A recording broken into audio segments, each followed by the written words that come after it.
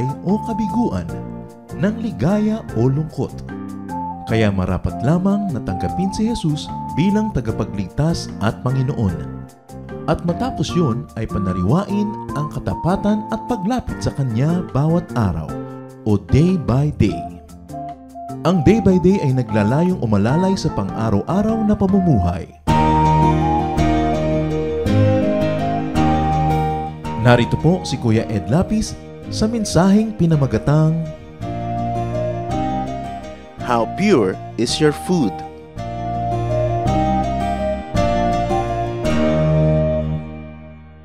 Laking uso na ngayon yung mga tinatawag na organic food.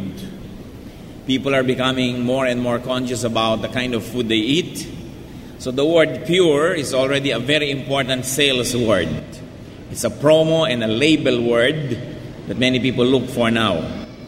So pag sinabing organic, no pollutants, no toxins, no poisons, no additives.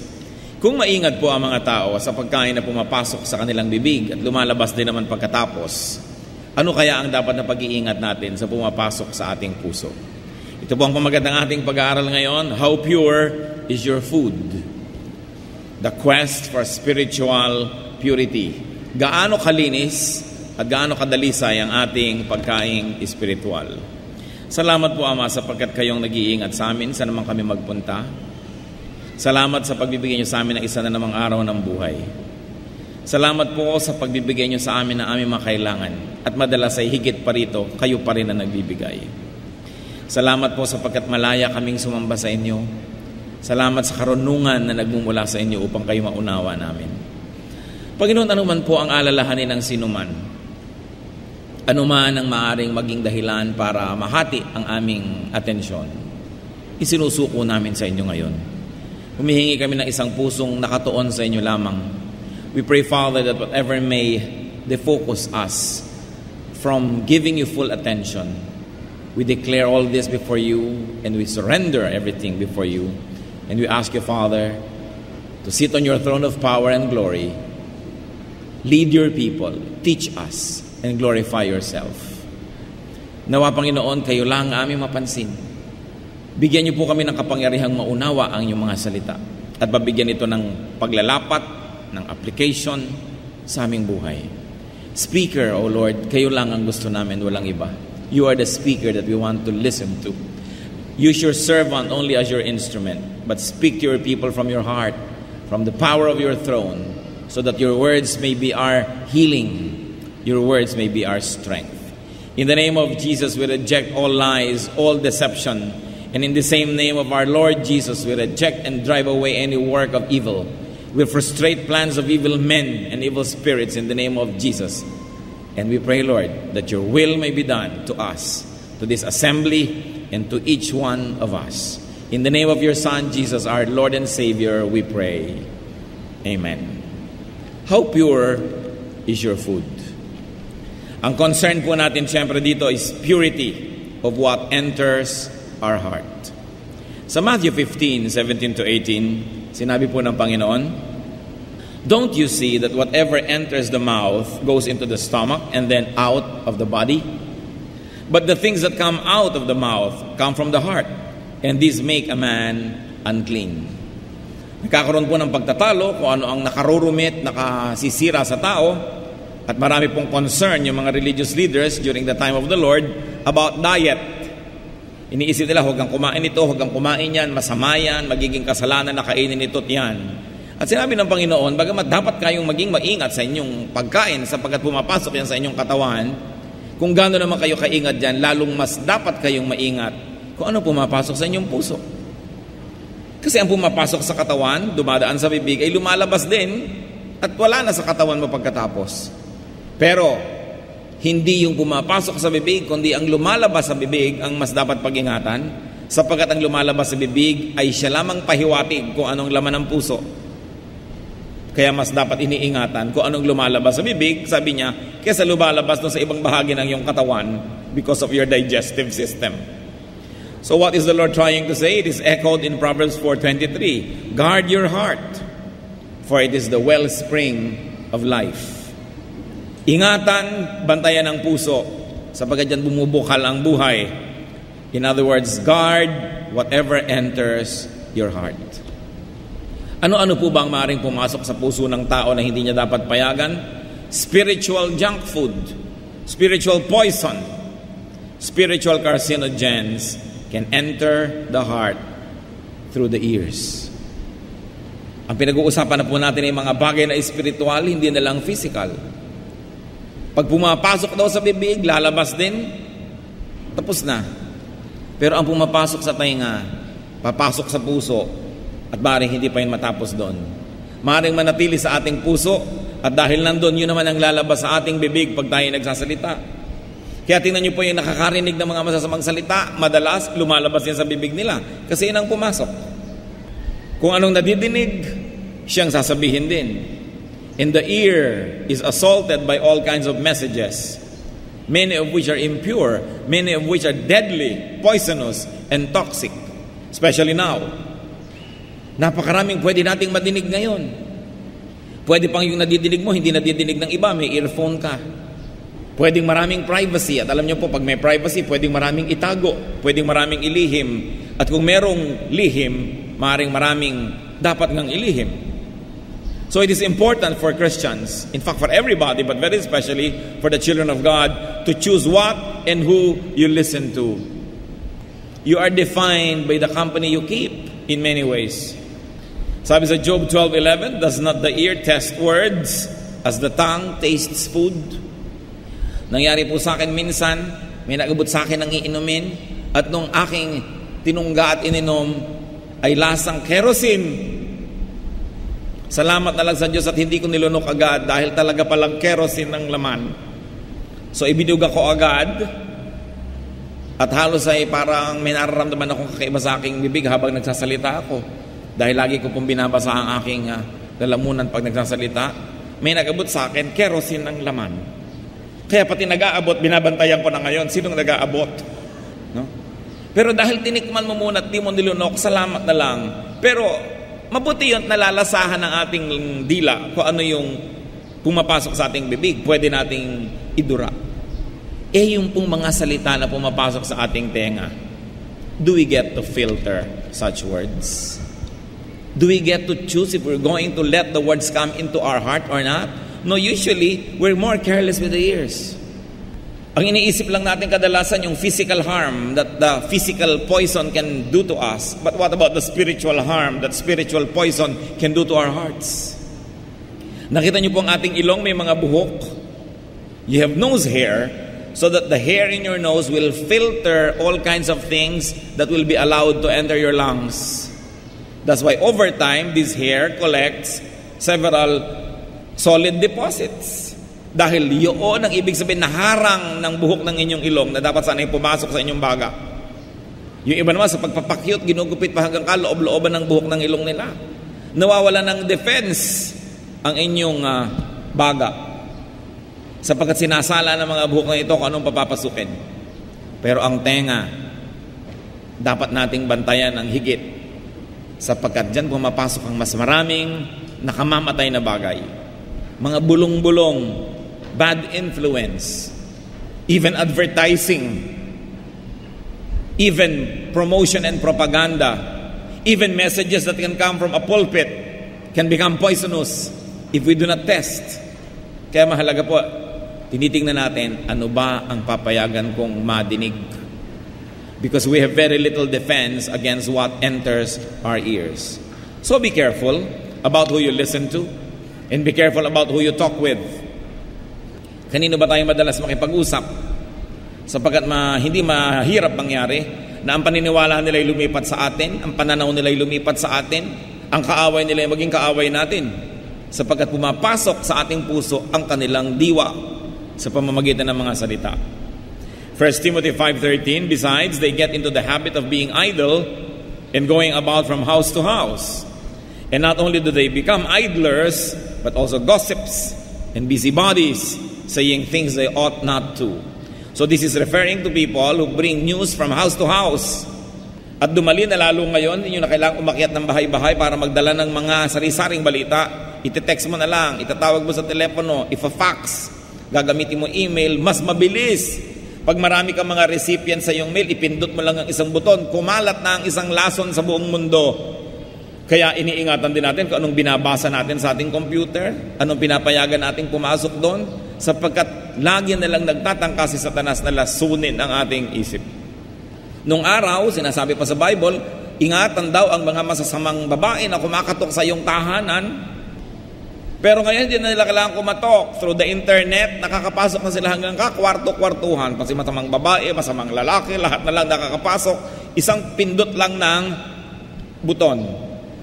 Kaya mas nanganganib ang ating panahon. Alam niyo po, marami mga churches sa Europa, hindi na sila simbahan ngayon. Merong mga churches na naging museo. May mga churches na naging government office. May mga churches na naging opisina ng mga may social work.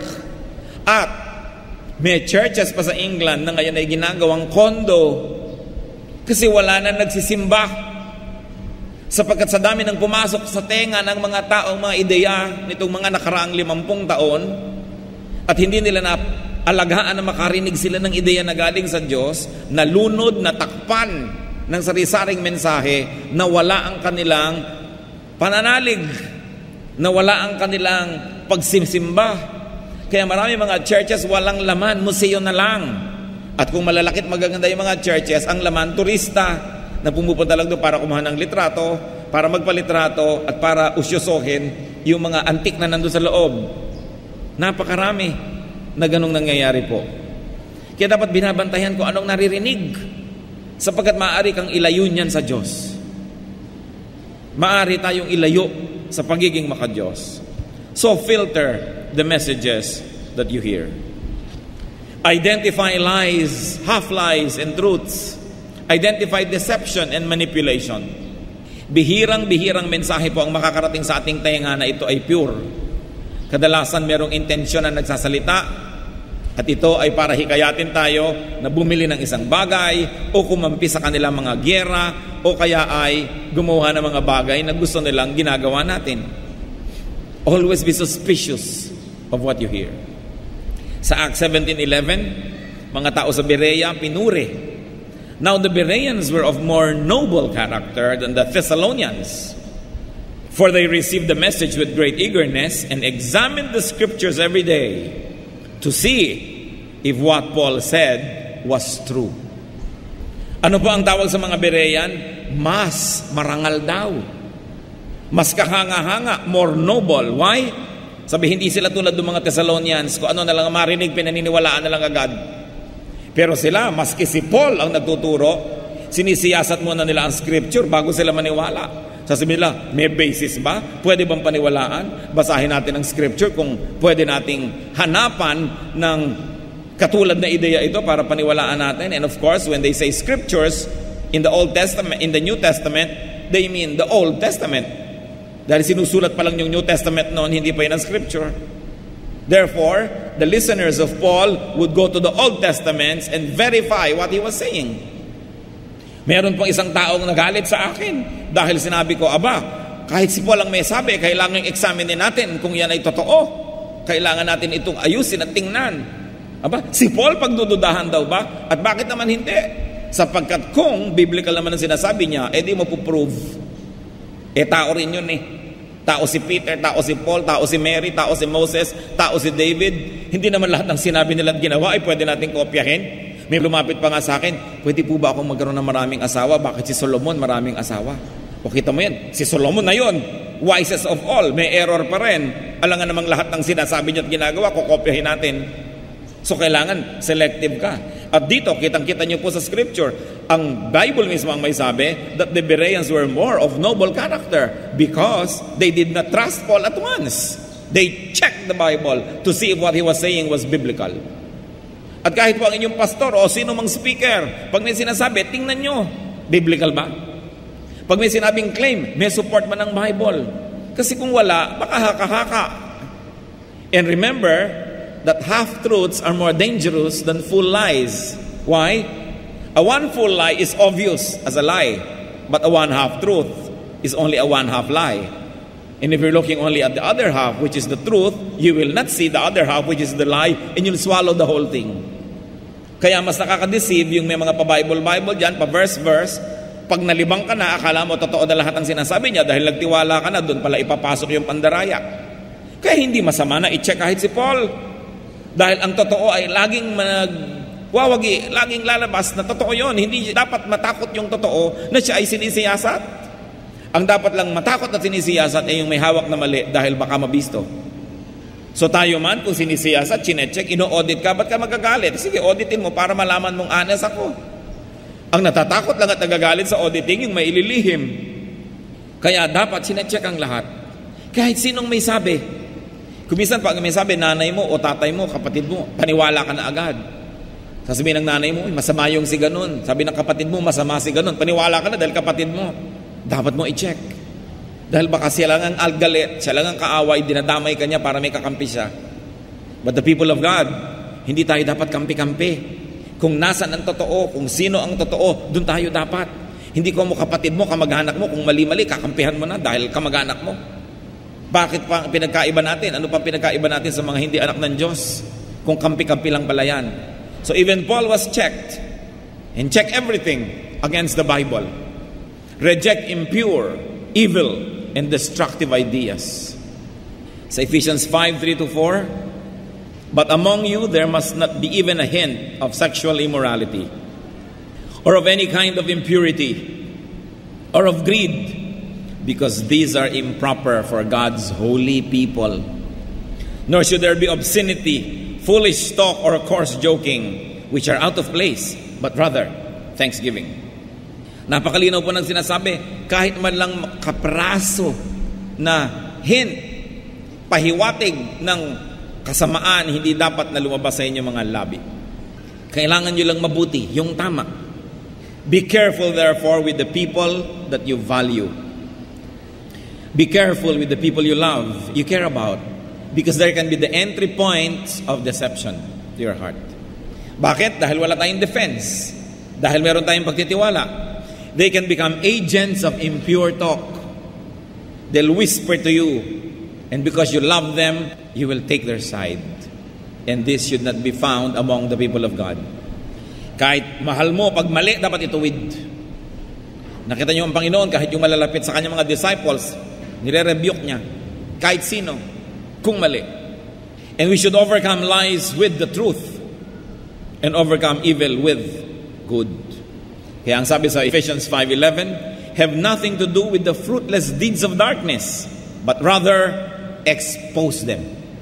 Pag may kasinungalingan, pag may kasamaan, hindi dapat pinagtatakpan, dapat ibinubunyag. Pero siyempre, ang pagbubunyagan nyo lang, yung may magagawang paraan para ituwid ang mali, para i-protect sila sa kamalian, hindi mo na ibubunyag kahit kanino na lang. Alangan mang may nadiskubre kang nangangalo niya, ibunyag mo na lang na ibunyag kahit sa mga taong hindi naman sangkot. Kaya dapat pinipili mo rin, kanino mo ibubunyag? Kailangan bang ibunyag sa kanya? Nangangani ba siya na maging biktima? O may magagawa ba siya para makatulong? So sa kanya lang dapat sasabihin, hindi sa lahat. Dahil hindi nakakatulong, yung iba natitisod pa. Remember that we must expose works of darkness. Ang na-observe ko po, sa tagal ko na ring Kristiyano, akala ng mga Christian, kung sila ay Kristiyano, kahit na mali ng iba, ay hindi na rin nila dapat na ibunyag. Nananahimik na lang sila. Ang nangyayari tuloy, may mga kamalian na dumadami masyado ang biktima. Lumalaki ang damage, hindi na itutuwid. Tatandaan nyo po, meron tayong pananagutan na magsalita ng totoo. Lalong-lalo kung ang kasinungalingan ay nagmumukhang nagwawagi. Dapat tayong nagsasalita. Because evil triumphs when godly people keep silent. Siyempre, kung sino ang maingay, yun ang nagmumukhang tama. Even in the stores, those who bark the loudest get the service. Kaya yung mga maingay, nagmumukhang tama. Dapat kung alam mong totoo, maninindigan ka at magsasalita ka.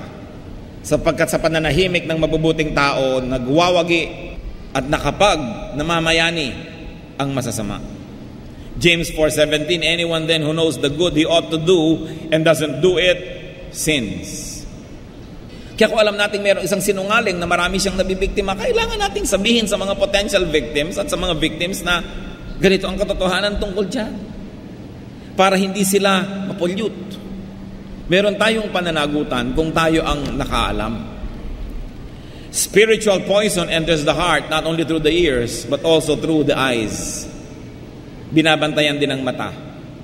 Genesis 3:6. Ang unang kasalanan sa ang senses dumaan sa mata. When the woman saw that the fruit of the tree was good for food and pleasing to the eye and also desirable for gaining wisdom, she took some and ate it. Ipinagbawal ng Panginoon na kainin ang bungang kahoy na ito. Subalit nung makita nitong si Eva na magandang tingnan, kalugod-lugod pagmasdan, at mukhang kay sarap-sarap. So anong ginawa niya? Pumitas at kumain at binigyan ang lalaki. The eyes were the first to leave the Lord. At kasunod yung ears, dahil lumapit si Eva, nakipag-usap siya dun sa espiritu na nasa ahas. At ano nangyari? Lalo siyang nahikayat na kainin ang bunga. Nauna yung mata, sumunod ang tenga. Kuminsan, nauna yung tenga, sumusunod ang mata. Kaya binabantayan pareho yan. Babantayan kung ano ang tinitingnan at hinahangad. At madalas, mga kapatid, ang magbubulid sa atin sa kasamaan, sa kasalanan, sa kapahamakan, ay yung maganda. Dahil paano ka naman maaakit sa pangit? Kaya pag-iingatan ng magaganda. Dahil maaaring yan ang maging dahilan ng tukso. Dahil paano ka matutukso sa hindi maganda? Ngayon, nagkakasala ka rin sa hindi maganda dahil nagiging pintasero ka. Pipintasan mo naman yung hindi maganda, nagkasala ka rin. Naakit ka naman doon sa maganda, nagkasala ka na naman. Kaya parehong pinag-iingatan yan. 1 John 2:16, for everything in the world, the cravings of sinful man, the lust of his eyes, and the boasting of what he has and does, comes not from the Father, but from the world. Pag-iingatan yung takawang tingin, yung nagustuhan ng mata, sapagkat malamang na tayo ay madaya. So choose what your eyes see. Choose what your eyes stare at and watch and read. Ano-ano ang mga available na CD at DVD sa inyong bahay? Mga kapatid, huwag niyong sabihin na may mga CD sa inyong bahay na inilalak nyo sa mga cabinet, itinatago nyo kung saan-saang lihim na lugar dahil hindi pwedeng mapanood ng bata. Dahil ang hindi pwedeng panoorin ng bata ay hindi rin dapat panoorin ng matatanda. Tanungin nyo katabi nyo kung meron sila. Sige na. At usigin nyo ng kaunti kung meron. Meron pa kayo niyan? Saan-saang channel nagpupunta ang ating TV? Saan-saan pumupunta tayo sa internet? Ano-anong pinupuntahan?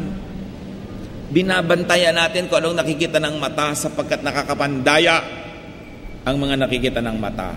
Ang mga binabasa at pinapanood. The eyes are the windows to the world.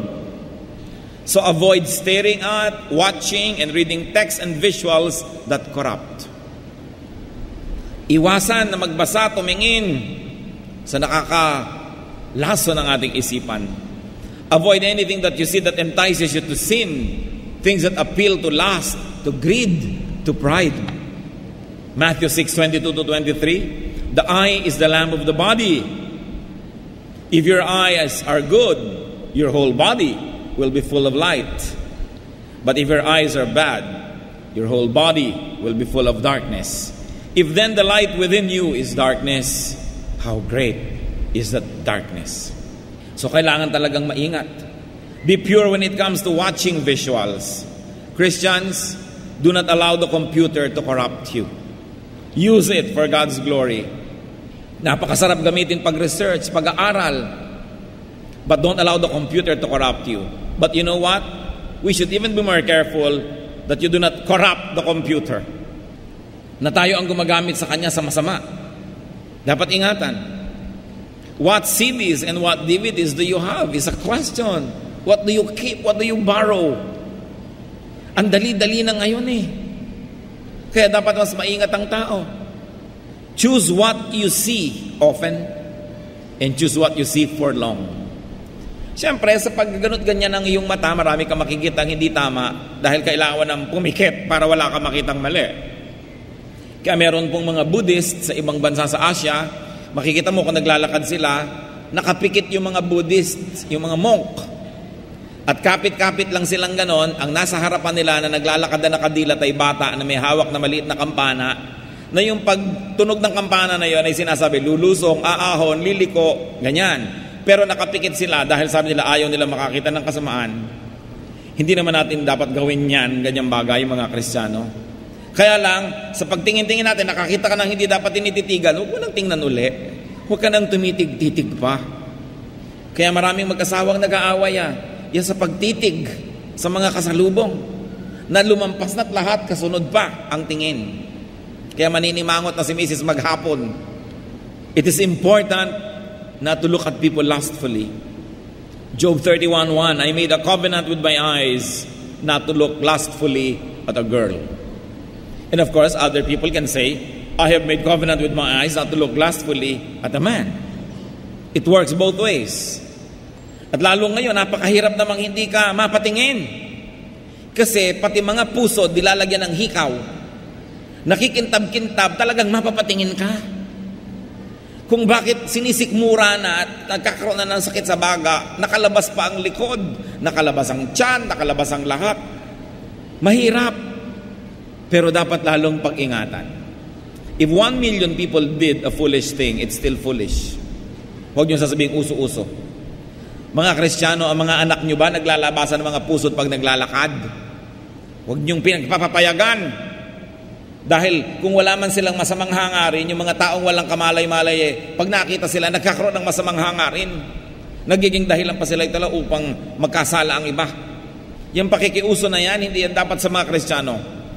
Ang mga Kristiyano na nakakakilala sa Diyos, ang dapat nagpapauso sa mundo, hindi tayo dapat sunod-sunuran sa uso ng mundo. Kaya tine-check natin yan. Na kung hindi man tayo ang nagkakasala, hindi tayo nagiging dahilan para magkasala ang iba. Proverbs 4:25, let your eyes look straight ahead. Fix your gaze directly before you. Sinasabi lang na huwag kang lilingon-lingon sa mga hindi mo dapat tinitingnan. Very importantly, fix your eyes on the Lord. Fix your eyes on the truth, on what is good, on what is beautiful. Marami nun. Hindi kailangan na ilimit natin ating mga choices. Philippians 4:8, finally, brothers, whatever is true, whatever is noble, whatever is right, whatever is pure, lovely, admirable, if anything is excellent or praiseworthy, think about such things. So pag meron tayong tinitingnan, may pinapakinggan, itatanong natin, is this true? Is this noble? Is it right? Is this pure, lovely, admirable? Is it excellent and praiseworthy? Then I can go on looking at it. Then I can go on listening to it. But if not, switch channels. Madali namang ilipat. And look at ugliness only to help beautify it. There are ugly things in life. Hindi kailangang iwasan. Pwede nating ayusin. And even in Christian life, even in the church, fix your eyes only on the Lord. Huwag tayong lagi nang nahahalina na tumitingin lang sa tao. Paano pagka nadapa yung taong hinahangaan natin? Magkakalisensya na rin tayong dumapa? O mawawala na tayo ng gana na manindigan? Paano kung nagkamali siya? Diyos lang ang hangaan, Diyos lang ang tingnan, sapagkat pare-pareho lang lahat ang taong mananampalataya na umaasa lang sa Diyos at nakakatindig lang dahil sa awa ng Diyos. Look at Jesus only. Even when you serve, kung minsan ang mga fellow servants mo, pag tinitigan mo, mawawala ka ng gana sa paglilingkod. Kahit mga religious leaders, pagka binulat-lat mong buhay, mawawalan ka ng gana kung minsan sa paglilingkod. So bakit kapwa-tao mo lang ang titingnan mo? Kapwa mag-aaral mo lang yon. Baka nauna lang sa'yo ng ilang hakbang. Dapat sa Panginoon lagi nakatingin. Hebrews 12:2, let us fix our eyes on Jesus, the author and perfecter of our faith. At kung hindi tayo marapat tumingin sa kapwa mananampalataya lang, kahit sa mga leader natin, di lalo hindi ka dapat tumingin doon sa alam na alam mong mali. Kung hindi ka dapat tumitig doon sa posibleng magkamali, lalo hindi ka dapat tumitig doon sa alam mo ng mali na nga. Kaya dapat iniingatan, tinitingnan. We should be careful as to what we hear, as to what we listen to, as to what we see. Who we watch and idolize. Psalm 119:37, turn my eyes away from worthless things Yung mga worthless, hindi ibig sabihin mukhang worthless. There are many worthless things that look desirable. But what will they do to you? If you desired them, you will only become a slave. And especially when we listen, very few words, very few messages are pure. Most talks are propagandistic. Most talks are persuasive and manipulative. Most talks are laced with lies, with additives, and with toxins. Natatandaan ko pa yung speech classes nung college. You are asked to speak before the class. At sa isang unit, merong speech to persuade. Merong speech to inform. Meron talaga mga kapatid na speech to persuade. Pag kinakausap ka ng anak mo, ano yun? Baka pinipersuade ka na makipaghiwalay sa yung 1,000 piso dahil meron siyang gustong bilhin. Kinakausap ka ng asawa mo.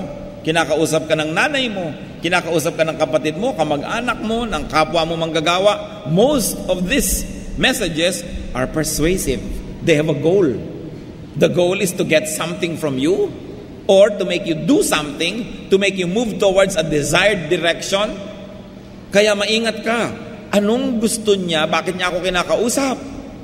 Anong gusto niyang gawin ko? Anong gusto niyang ibigay ko? Anong gusto niyang isuko ko? Dahil meron siyang balak. At pagka ganun po tayo kaingat, mababawasan ang malaki ang ating pagkakamali. Nakita niyo po si Delilah kung paano niya na-persuade si Samson na ibunyag ang lihim ng kanyang kapangyarihan. Pahimas-himas, mamasamasahi sa batok, nalaman ng lihim. Kaya mag-iingat kayo sa mga hihimas-himas sa inyo. Yung mga maganda ang dating, gusto mong kape, daddy? Naku, ano kaya ang kailangan nito? Diba? Ang sabi ni Balagtas, kapag ang isinalubong sa iyong pagdating ay maamong mukha't may pakitang giliw, ay mag-ingat daw sapagkat ay kaaway na lihim. Persuasive talk. And you know, advertising is persuasive talk. Advertising makes you feel miserable if you do not have their product or services. So, anong kailangan nila sa akin? Anong gusto nila sa akin? Maraming nabulid at napahamak dahil sa dila. Dila nila o dila ng iba. James 3:5-8. Likewise, the tongue is a small part of the body, but it makes great boasts. Consider what a great forest is set on fire by a small spark. The tongue also is a fire, a world of evil among the parts of the body. It corrupts the whole person, sets the whole course of his life on fire, and is itself set on fire by hell. One of the few sentences in the Bible that's really full of powerful meaning. Yan daw ang ginagawa ng dila. At tatandaan nyo, yung dila lang ng mayroong kaugnayan sa atin, noong may connection, ang makaka-apekto sa atin. Hindi ka maapektuhan ng dila ng taong di mo pinapakinggan, ng taong di mo pinapahalagahan. Ang makaka-apekto lang sa iyo yung dila ng taong pinahahalagahan mo. Kaya lalong pag-ingatan. Sapagkat maaaring doon dumaan ang pandaraya ni Satanas. All kinds of animals, birds, reptiles, and creatures of the sea are being tamed and have been tamed by man.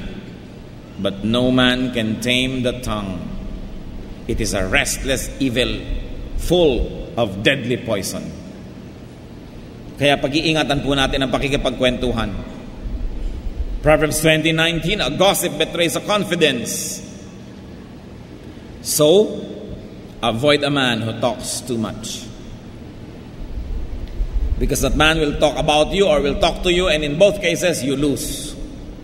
So be careful, be perceptive, be selective when listening. Especially when somebody's selling something to you. Ang lagi lang niyang pag-uusapan nyo, yung kapurihan, katangian ng binibenta niya, pero hindi mababanggit yung mga kapintasan nun. Kaya kung minsan, mabuting nakikinig kayo sa inyong mga kaaway. Sapagkat kadalasan, doon natin nadidinig ang totoo tungkol sa atin. Sapagkat yung mga kaibigan mo are polite or nice and they won't tell you. Pero yung mga hindi nag-aalala tungkol sa mararamdaman mo, kadalasan doon mo maririnig ang totoo. Masakit man, pero pahalagahan mo pa rin dahil baka yun ang totoo. And watch out for deception. Watch out for manipulation. Remember this, brothers and sisters. Every single day, there will be people who will try to manipulate us. And they can be as innocent looking as your 3-year-old or 4-year-old child. Wala na higit pang mas manipulative kaysa mga batang inosente. Dadaanin ka sa iyak, dadaanin ka sa kung ano, suko ka na mamaya. Manipulation. Yang luha, napakalaking magmanipulate yan. Kahit ayaw mo, pag nakita mo na pumapatak ang luha, nagiging yes na yung no kanina. And some people have complete control over their lacrimal glands that they can cry on cue. Mag-ingat kayo dyan. So eat only organic, pure, and clean spiritual food. Because as they say, you are what you eat. Matthew 15:11, what goes into a man's mouth does not make him unclean, but what comes out of his mouth, that is what makes him unclean. Because it comes from the heart. Ano po ang laman ng puso natin ngayon? Anong mga pandaraya ang inaalagaan at nakatago sa loob ng ating puso ngayon? Anong mga kadayaan? Anong mga kasinungalingan? Anong mga pag-iimbot ang nandyan sa ating puso? Anong masasamang balak ang nandyan at binubuo ngayon? Sapagkat pag nasa puso, lalabas sa kamay, lalabas sa bibig, lalabas sa buong katawan mo, magagawa mo na yun mamaya. Kaya ang dapat daw iniingatan, anong sabi? Ang puso. Ang puso natin ay dapat tahanan ng Espiritu ng Diyos. Ang puso natin ay dapat na teritoryo ng Panginoon. Pero ano-ano ang laman niyan? Panginoong Diyos, kami po ay nagpapasakop sa inyo. Gusto namin, Panginoon, na maging katanggap-tanggap sa inyo. Gusto po namin maging malinis ang aming buhay. Siya sa atin yung nga po ang aming puso, kung ano-ano ang laman nito ngayon. Kung ano-anong pinapayagan namin pumasok dito, mga mensahe, mga salita, mga ideya. Ano bang mga tinitingnan at pinapanood namin? Ano bang mga pinapakinggan namin? Suriin niyo po kami. Siyasatin niyo po kami. Kung baka kakita po kayo ng mga kasalanan sa aming puso, patawarin niyo po kami, Panginoon. Gusto po namin tumanggap ng pagpapatawad at magkaroon kami ng isang bagong buhay, malinis, mapayapa, maayos. At kung meron sa aming mga kapatiran ngayon na may iniingatang mga lason sa loob ng puso, Panginoon, mga lihim, ang dalangin ng iyong lingkod, makapamuhay ang bawat isa na hindi na kailangan maglihim pa sapagkat ang ginagawa ay marangal. Ang ginagawa ay katanggap-tanggap at kapuri-puri sa inyo. Turuan mo kaming alisin sa aming buhay ang mga inililihim, ang mga hindi magaganda. At nasa gayon, Panginoon, ano man ang makita nyo sa loob ng aming puso, makalulugod sa inyo. Hayaan nyo na ang sandaling ito maging sandali ng aming pagbubulay-bulay. At kung merong laman ng aming puso na dapat mawala ngayon pa man, Panginoon, turuan nyo kaming isuko ito sa inyo. At magkaroon kami ng matalas na pakiramdam kung ang aming tainga, ang aming mata, pinapasok ng kasamaan. Turuan mo kami, Lord, na maging allergic sa mga masasamang bagay na nadidinig at nakikita. Turuan mo kaming linisin ang aming mga tahanan, linisin ang aming buhay, na wala kaming mga bagay na binabasa, itinatago, ikinukubli na masama. At nasa gayon, ang nakikitang kabutihan sa aming panglabas ay katulad din ng nasa aming pangloob na pagkatao. Maging totoo kami sa inyong presensya, Panginoon. Turuan nyo kami maging sensitive. Mga kapatid, yumuko tayo sa Panginoon sa katahimikan. Mag-isip-isip, magbulay-bulay. May inaalagaan ba tayong mga bagay na hindi dapat? May mga itinatago ba tayo na hindi dapat? Linisin natin ang ating buhay sapagkat yan ang kalugod-lugod sa Panginoon. At kung meron naman sa atin ang sinasabing napakasarap ng buhay ko't wala na akong dapat itago pa, salamat sa Panginoon. Manalangin ka, kapatid, na lagi kang ingatan ng Panginoon na hindi ka madapa. Ang pagpapatawad ng Diyos ay laan sa bawat isa. Kung meron kailangan humingi ng tawad dahil tayo nag-iingat ng mga lason, nakikinig, nanonood ng masasama, o tayo ang nagkakalat nito at umiimpluwensya pa ng iba, ihingi natin ng tawad sa Diyos. At magkaroon tayo ng isang banal na pagpapasya. Lilinisin natin ang ating buhay. Aalisin natin ang mga lihim-lihim na hindi ka iga-igaya at hindi ka nais-nais. At ang gusto ng Panginoon, isang banal na puso, isang banal na buhay. At kapag naganap yan, walang duda na ang mga pagpapalang inilalaan ng Panginoon ay dadaloy sa ating buhay. Makipagniig tayo sa Panginoon, ihingi ng tawad ang dapat ihingi, at magpasya na ang ating tainga, ang ating mata, babantayan natin.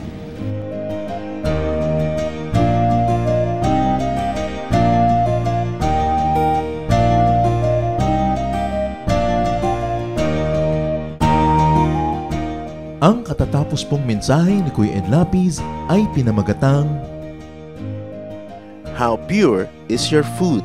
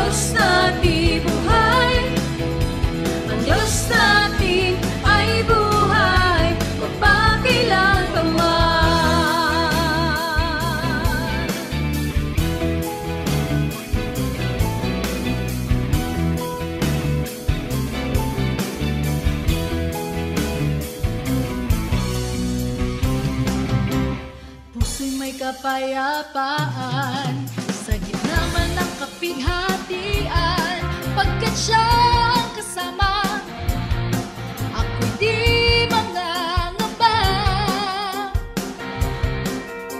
Purihin ka, O Diyos, kataas-taasan, purihin ka, Jesus, magpakailanman. Siya ang Alpha at Omega, makapangyarihan. Diyos natin ay buhay, ang Diyos natin ay buhay.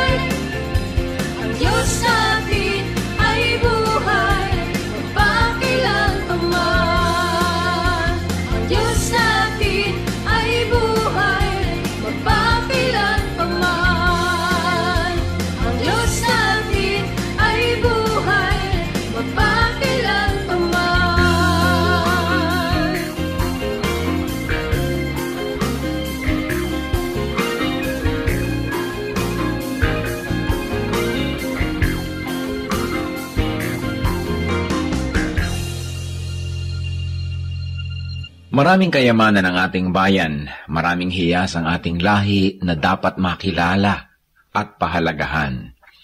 Kadalasan meron po tayong parang mababang pagtingin sa ating sarili, sa ating mga ninuno, sa ating mga katutubo, at ito marahil ay dahil lamang sa kulang tayo sa impormasyon o kaalaman, kulang tayo sa pagkilala, kaya hindi natin nakasanayan at kung minsan hindi tayo nagagandahan. Maraming kayamanan ang lahing Pilipino. Dapat na makilala, dapat itanyag, at dapat lang na magamit sa pagsamba sa ating Panginoon tulad din ng lahat ng mga larangan ng mga artes ng ating bayan. Isa na dito na kayamanan ng bayan ang ulalim. Ang ulalim ay isang epikong paawit ng mga Kalinga. Anang kanodul lalame susun tatong si anang mga nakuha nakampot ko. Ang ulalim ay isang mahabang awit o epiko na nagsasalaysay ng mga pakikipagsapalaran ni Banna, ang bayani ng epiko, at ang kanyang panliligaw kay Laggunawa. Ito ay maririnig sa gabi sa mga masasayang pagtitipon tulad ng budong o kaya sa mga tahanan bilang pang-aliw at pagkwento sa mga bata ng kasaysayan ng lahi. Isumin ginaka awat kad nang ngayon nyo kanda. Ang ulalim ay binubuo ng mararaming kabanata na naglalahad ng katapangan, katalinuhan, kagitingan at kakisigan ng bayani. Ang ulalim ay tulad lamang ng maraming mga epiko ng Pilipinas. Ilan na dito ang Biyag ni Lamang, Darangin, Ambahan at marami pang iba. Anang kano dito nga lipos kulit tong pwedong iso. At ang ulalim ay inaawit. Ang awit ay isang paraan ng pagkanta. Kadalasan sinasabi natin, umawit ka, ibig sabihin kumanta. Ang awit ay isang uri ng pagkanta na parang pakwento na hinahagod ang mga tunog na parang pasyon. Ang pasyon ay isang awit. At ito isang napakatandang uri ng musika sa Pilipinas. Magpahanggang ngayon ang mga makabagong mga awit o musikerong Pilipino kapag sila'y lumilikha ng mga tunog, kahit hindi nila sinasadya, sila ay napapaawit, humahagod, at ang pag-uri ng pagkanta ay kumukulot-kulot ang mga letra na paraan ng pag-awit ng mga katutubong Pilipino.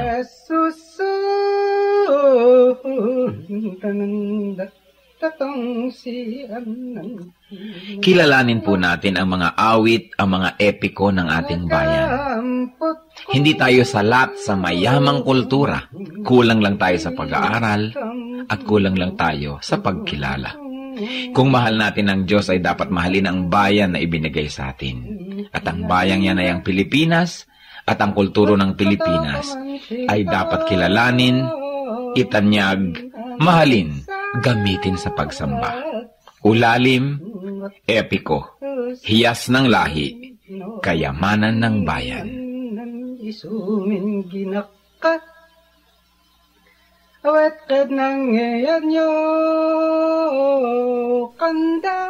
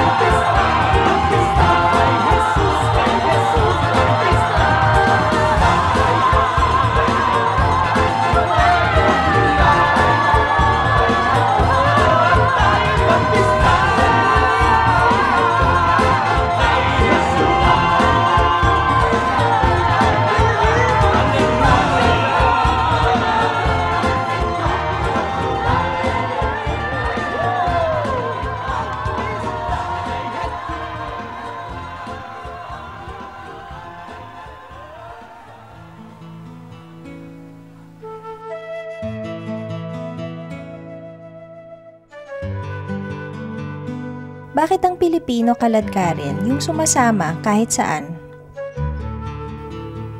Ang mga Pilipino talaga sobrang makatao, mahilig makipagkapwa, makihalubilo, makisangkot sa buhay ng may buhay. Kasi tayo, we are very sociable. Gusto natin kasali tayo sa mga celebration, maging kalungkutan ng ating kapwa. Kaya talagang walang palalampasin, dadalo. Lalong-lalo na nung araw na wala namang masyadong pinagagagawa ang mga tao sa mga probinsya, sa mga malalayong mga bukid. Siyempre, pagkakataon na nila na makisalamuha pag may okasyon. At ito nagpapatibay ng mga relasyon, ng mga magkakamag-anak, ng mga magkakaibigan. Kaya magandang kaugalian yung tayo ay nagsasama-sama.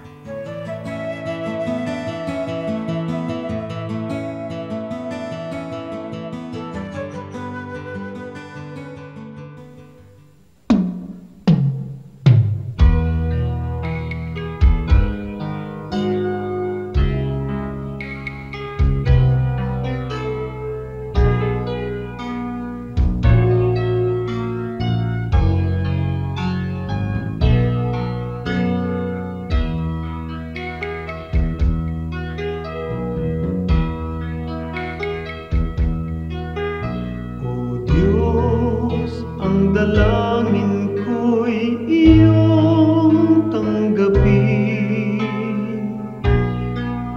na maging karapat-dapat sa iyong paningin.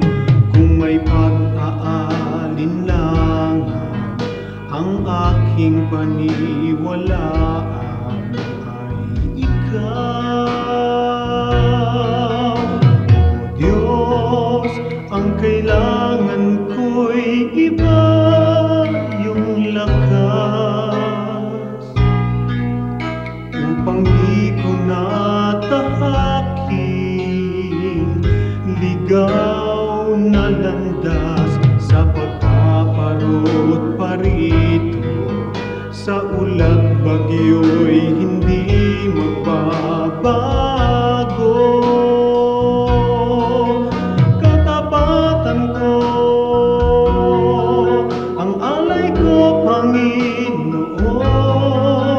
Katapatan ko sa'yo'y panghabang panahon. Kahit minsan na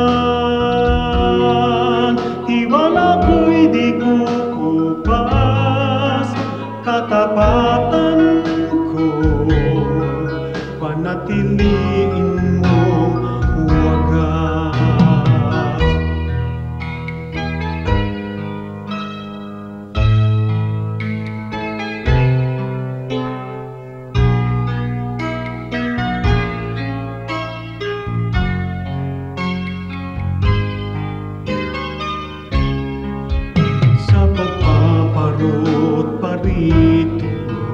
Sa ulat bagyo'y hindi magbabago. Katapatan ko, ang alay ko, Panginoon. Katapatan ko, sa'yo'y panghabang panahon. Kahit minsan na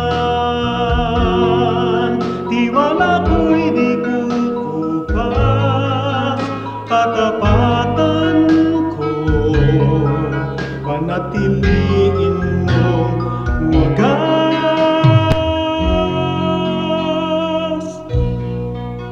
Panatiliin mong wagas.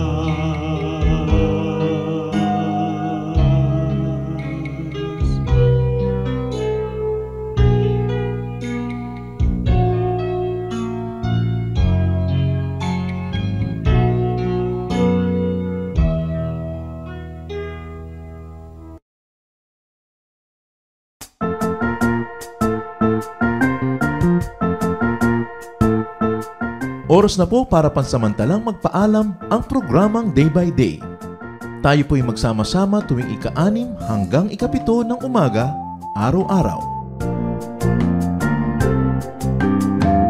Magandang umaga po at mabuhay ang Panginoong Hesus!